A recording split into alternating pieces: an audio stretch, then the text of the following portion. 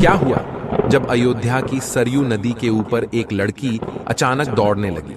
यह चमत्कार देखकर वहां खड़े हजारों लोग आश्चर्यचकित हो गए। जी हां दोस्तों, आपने बिल्कुल सत्य सुना। अयोध्या की सरयू नदी के ऊपर 16 साल की लड़की, जो भगवान श्री राम जी की परम भक्त थी, वह अचानक दौड़ने लग गई। लोग इसे भगवान राम का साक्षात अद्भुत चमत्कार मान रहे हैं। दोस्तों, जैसे जैसे राम मंदिर प्राण प्रतिष्ठा की तारीख पास आ रही है, वैसे वैसे अयोध्या में आए दिन नए नए चमत्कार हो रहे हैं। लेकिन इस चमत्कार ने तो पूरे विश्व भर को हिलाकर रख दिया है। आखिर इस चमत्कार के पीछे क्या सच है, पूरी जानकारी आपको बताएंगे। लेकिन उससे पहले, अगर आप एक सच्चे सनातनी हैं और आपको भगवान राम के पुनः घर पधारने की खुशी हो रही है, तो वीडियो को लाइक करके कमेंट बॉक्स में जय जय श्री राम जरूर लिखिएगा। दोस्तों, ये चमत्कारिक घटना दिल्ली की रहने वाली और प्रभु श्री राम की परम भक्त दीपिका पाठक के साथ हुई है। दीपिका और उसके माता पिता का हर एक हिंदू की तरह सपना था कि राम लल्ला के मंदिर का निर्माण हो। और जब यह सपना 22 जनवरी को पूरा होने वाला है, क्योंकि श्री राम लल्ला की प्राण प्रतिष्ठा होने वाली है, तो इस खास पल को देखने दीपिका अपने माता पिता के साथ अयोध्या आई हुई थी। दीपिका अपने माता पिता के साथ पूरी अयोध्या घूमी। वह हनुमानगढ़ी मंदिर गई, वहां उन्होंने दर्शन किए। उसके बाद उन्होंने भगवान राम के निर्माण हो रहे मंदिर को देखा, जो देखने में बहुत बड़ा और विशाल था, जिसका काम जोरों शोरों से चल रहा था। पूरी अयोध्या भगवामयी हो चुकी थी। अयोध्या की सुंदरता देख वह खुशी से फूली नहीं समा रही थी। जिसके बाद दीपिका अपने माता पिता के साथ सरयू नदी के दर्शन के लिए पहुंची। लेकिन दीपिका और उसके माता पिता को अंदाजा नहीं था कि आज उनके साथ एक बहुत बड़ी घटना घटने वाली है। दोस्तों, आप लोगों को बता दे कि यह वही सरयू नदी है जिसके पास राजा दशरथ ने दुर्घटनावश श्रवण कुमार को तीर से मार दिया था। दोस्तों, पूरी रामायण सरयू नदी से ही शुरू हुई थी और सरयू नदी से खत्म भी हुई। जहां राजा दशरथ एक बार शिकार पर निकले थे, तब श्रवण कुमार अपने अंधे माता पिता के लिए सरयू नदी से पानी लेने गए थे। तभी उसी वक्त दुर्घटनावश राजा दशरथ द्वारा तीर श्रवण कुमार को लग गया था और उनकी मृत्यु हो गई थी। उसके बाद राजा दशरथ श्रवण कुमार के माता पिता को पानी देने गए थे, और जब श्रवण कुमार के अंधे माता पिता को इस घटना के बारे में पता चला, तो उन्होंने राजा दशरथ को श्राप दे दिया कि जिस तरह हम अपने पुत्र के लिए तड़प रहे हैं, उसी तरह तुम भी अपने पुत्र के लिए तड़पोगे। और फिर हुआ भी यही। राजा दशरथ के बेटे प्रभु राम 14 साल के लिए वनवास को चले गए, अपने भाई लक्ष्मण और अपनी पत्नी सीता के साथ। फिर कुछ समय बाद राजा दशरथ ने अपने पुत्र राम और लक्ष्मण के वियोग में अपने प्राण त्याग दिए, और वनवास जाने के बाद ही पूरी रामायण हुई। तो दोस्तों, यह सत्य है कि रामायण की शुरुआत ही सरयू नदी से हुई थी। सरयू नदी पार करके ही भगवान राम ने वन की तरफ कदम आगे बढ़ाए थे, और उसे पार कर ही पुनः वह 14 वर्ष बाद अयोध्या लौटे थे। लेकिन दोस्तों, अब इतिहास पुनः दोहरा रहा है। दरअसल जब दीपिका सरयू नदी के तट पर फोटो ले रही थी, तो उसका पांव चिकने पत्थर पर लग गया और वह अचानक नदी में फिसल गई, और नदी के तेज बहाव होने के कारण वह आगे बहने लगी। उसके पिता ने उसे बचाने की कोशिश करी, लेकिन बहाव तेज होने के कारण वो कुछ नहीं कर सके।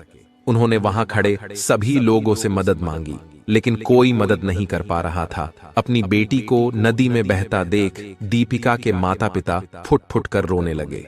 उनकी बेटी उनके सामने नदी में बह गई थी। वहां खड़े सभी लोग मजबूर थे, कुछ कर नहीं पा रहे थे।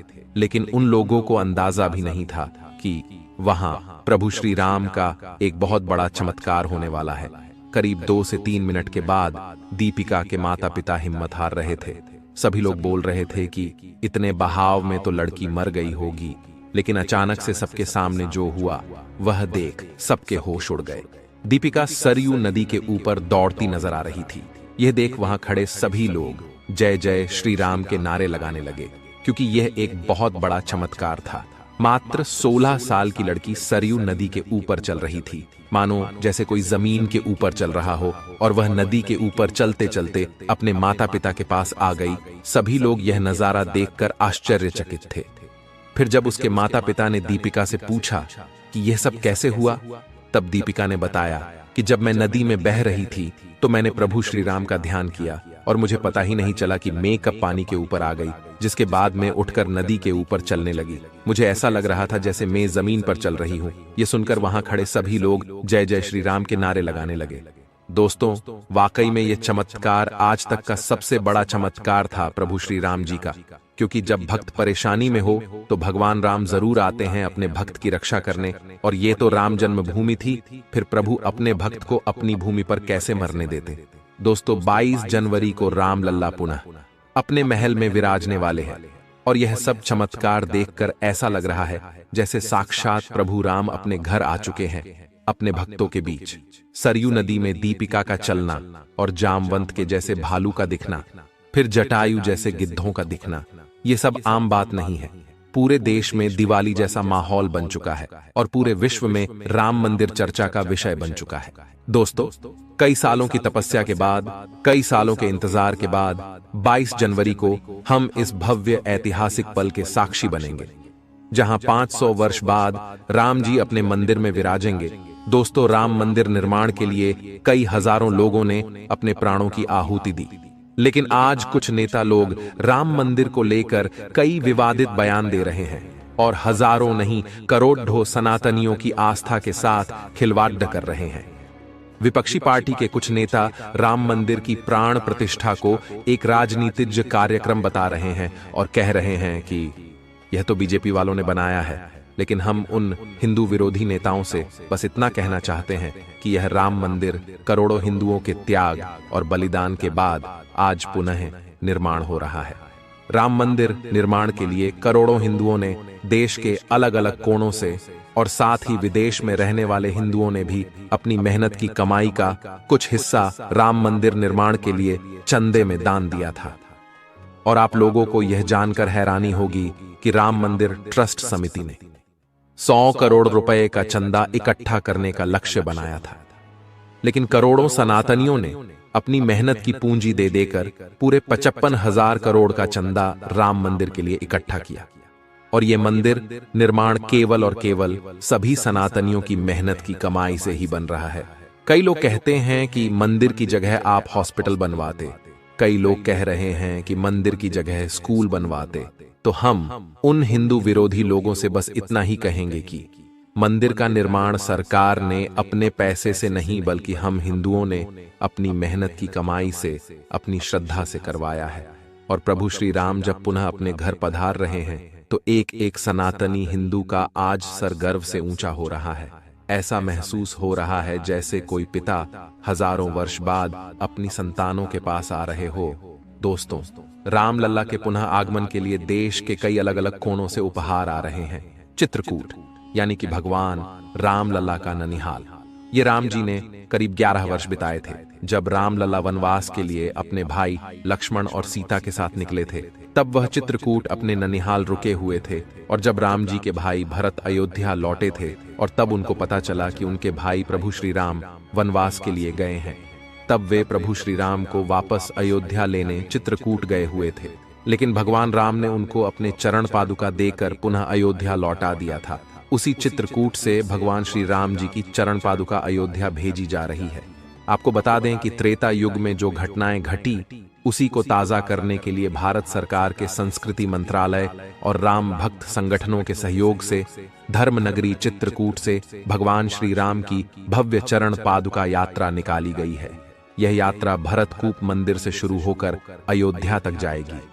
दोस्तों, भगवान श्री राम की चरण पादुका यात्रा में भरत मंदिर में रखे भगवान श्री राम के चरण पादुका को भरतकूप कुआं से जल लेकर उन्हें स्नान कराया गया है और उनकी विधि विधान से पूजा भी हुई है। और उसके बाद चरण पादुकाओं को रथ में रखा गया। साथ ही इस यात्रा में 3 रथ शामिल है, जिसमें भगवान श्री राम की सुंदर झांकियां भी हैं। साथ ही हम आपको बता दें कि देश के कई कोनों कोनों से हिंदू और श्री राम जी के परम भक्त पैदल यात्रा करके अयोध्या जा रहे हैं भगवान राम लल्ला के दर्शन करने। तो कुछ लोग साइकिल से यात्रा कर रहे हैं, वहीं कुछ लोग बैलगाड़ी से हजारों किलोमीटर की यात्रा कर रहे हैं, तो वहीं कुछ श्री राम जी के खास परम भक्त घुटनों से चल चल कर अयोध्या धाम पहुंच रहे हैं। मैं आ रहा हूं प्रभु आपसे मिलने अयोध्या धाम। जय सिया राम, जय जय सिया राम। साथ ही कुछ ऐसी चमत्कारिक घटनाएं भी देखने को मिल रही हैं कि मथुरा से हजारों संख्या में बंदर अयोध्या पहुंच रहे हैं भगवान राम लल्ला के स्वागत के लिए। क्योंकि जब राम जी की सेना में वानर थे, तो फिर जब भगवान राम पुनः अयोध्या लौट रहे हैं तो वानर क्यों शामिल नहीं होंगे। दोस्तों, 22 जनवरी को प्राण प्रतिष्ठा के इस खास मौके पर देश और विदेश की कई महान हस्तियों को बुलाया जा रहा है, जिसमें नेता लोगों के साथ साथ फिल्मी सितारे और क्रिकेट जगत के भी महान सितारे देखने को मिलेंगे। अयोध्या में 16 जनवरी से प्राण प्रतिष्ठा के कई सारे कार्यक्रमों की शुरुआत हो चुकी है और यह कार्यक्रम करीब 7 दिनों तक लगातार चलेंगे। लेकिन कई लोगों का और कई विपक्षी नेताओं का कहना है कि राम मंदिर का निर्माण अभी पूरा नहीं हुआ है और फिर भी मोदी सरकार आने वाले चुनाव को देखते हुए प्राण प्रतिष्ठा का कार्यक्रम पहले करवा रही है, जिससे उनको आने वाले चुनाव में बहुत मदद मिलेगी। लेकिन आप लोगों को हम बता दें कि भारत में कई ऐसे मंदिर हैं जिनका कार्य सालों तक चलता रहता है। मंदिर निर्माण का कार्य कभी भी रुकता नहीं है, लेकिन अगर मंदिर का गर्भगृह पूरी तरह से निर्मित हो चुका हो तो वहां पर भगवान की प्राण प्रतिष्ठा की जा सकती है, क्योंकि भगवान के लिए उनका घर केवल और केवल गर्भगृह होता है। और आप लोगों को बता दे कि राम मंदिर निर्माण का कार्य लगभग पूरा हो चुका है, लेकिन उसका विशाल रूप कई सालों तक, कई पीढ़ियों तक वह बनता ही रहेगा। दोस्तों, हिंदू विरोधी लोग राम मंदिर को लेकर आए दिन नए नए विवादों को छेड़ रहे हैं, जिसमें एक विपक्षी पार्टी के नेता ने दावा किया है कि राम मंदिर राम लल्ला की जन्मभूमि से करीब 4 किलोमीटर दूर बन रहा है। यानी कि जिस स्थान पर बाबरी मस्जिद को ढाया गया था, जहां राम जी की मूर्ति प्रकट हुई थी, उस स्थान से करीब 4 किलोमीटर दूर मंदिर बन रहा है। तो इस बात को लेकर आखिर कितनी सच्चाई है, आज वह भी हम आपको बता देते हैं। दोस्तों, इस बात को लेकर श्री राम जन्मभूमि तीर्थ क्षेत्र मंदिर के ट्रस्ट ने संजय राउत के इस दावे को पूरी तरह गलत बताया है।